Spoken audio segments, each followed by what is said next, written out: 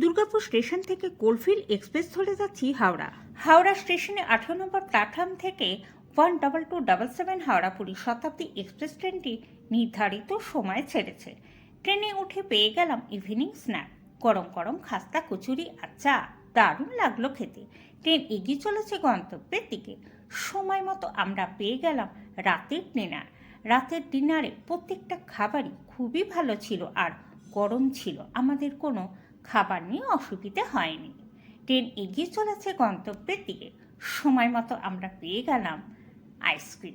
এটা তো আমার দারুণ প্রিয়। আমাদের কামরার বেশিরভাগ মানুষই নেমে পড়েছেন ভুবনেশ্বরে। তার জন্য দেখুন সিটগুলো প্রায় ফাঁকা। আর এই শতাব্দী ট্রেনটিকে যারা পরিষ্কার পরিচ্ছন্ন করে ওনাদের জন্য একটা স্যালুট।